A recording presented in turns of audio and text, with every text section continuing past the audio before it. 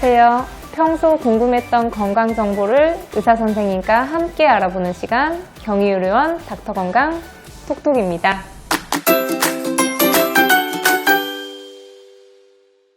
충치 예방에 도움이 된다는 불소 치료 관심 많으시죠? 하지만 언제 시작해야 될지 막막한데요. 우리 아이의 건강한 치아를 위해서 불소 치료의 모든 것을 알아보겠습니다. 도움 말씀을 주실 최성철 교수 자리해 주셨습니다. 네, 교수님 안녕하세요. 네. 불소 치료는 충치 예방을 위한 히든 카드로 불리는데요. 먼저 불소가 무엇인지, 또 소아 불소 치료는 어떻게 진행하는지 설명 부탁드립니다. 불소는 자연계에 있는 플루오린이라는 원소인데요. 보통 물이나 음식에 들어있습니다.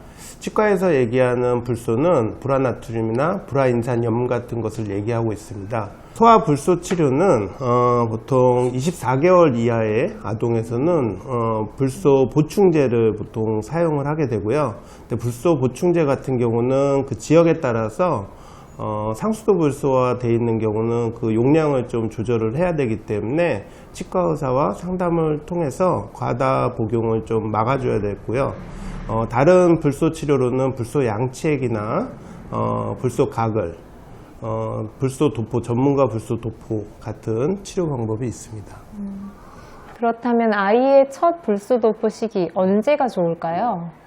보통 불소 도포를 나이로 이제 한정질 수는 없는데 치열이 이제 완성되는 3세경 그때부터 이제 불소 도포를 시작합니다. 왜냐면 그 전에는 불소 도포를 하였을 때 아이들이 이제 침을 좀 불소랑 같이 뱉어줘야 되는데 뱉는 능력이 부족하기 때문에 3세경부터 불소 도포를 시작하고 그 주기는 보통 6개월에 한 번 정도 전문가 불소 도포를 하게 됩니다. 경우에 따라서 우식 위험군 같은 경우는 3개월 주기로 1년에 4번 시행하기도 합니다. 불소 도포를 하면 어떤 효과가 있는지, 또 불소 도포 주의사항이 있다면 어떤 게 있는지 궁금합니다.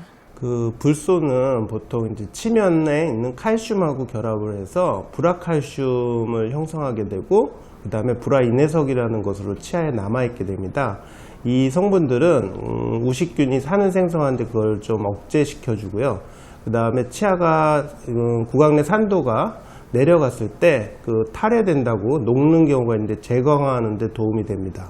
그리고 불소 도포 후에 주의사항이라고 얘기를 하면은 아까도 말씀드렸듯이 불소 도포한 후에 1분간 이제 침을 뱉게 되는데요. 침과 불소를 뱉게 되는데 그렇게 하고 30분간은 음료수나 음식을 섭취하지 않도록 합니다. 그리고 불소 도포 후에는 4시간에서 6시간 후에 양치질을 시행해야 됩니다.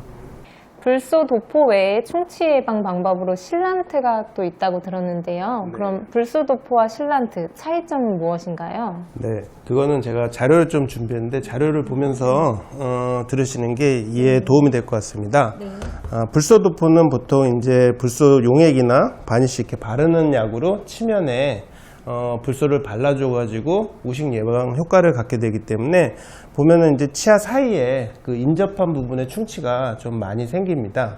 치아 인접면, 그 닦을 수 없는 그 면에 불소가 이제 들어가게 해줘 가지고 인접면 우식이 많이 생기는데 이걸 예방할 수 있고 교환면이나 넓은 면에 예방 효과가 있습니다. 반면에 실란트는 이제 치아 홈이라고 홈을 확대한 사진인데 매우 깊습니다. 이 부분에 이제 음식물이나 세균이 들어가서 우식이 많이 발생이 되는데 그 부분을 하얀 재료로 메꿔줌으로써 우식 예방 효과가 있습니다. 이 두 술식 다 근거 중심의 치의학에서는 매우 예방 효과가 높다고 얘기를 하고요. 예방 효과는 보통 적게는 30%, 많게는 70% 정도의 예방 효과를 갖고 있습니다. 네, 잘 들었습니다. 지금까지 최성철 교수와 함께 불소 치료에 대해 알아보았습니다. 우리 아이 치아 어릴 때부터 똑똑하게 관리해서 충치로부터 자유롭게 해야겠습니다. 경희의료원 닥터건강 톡톡 이것으로 마치겠습니다. 감사합니다.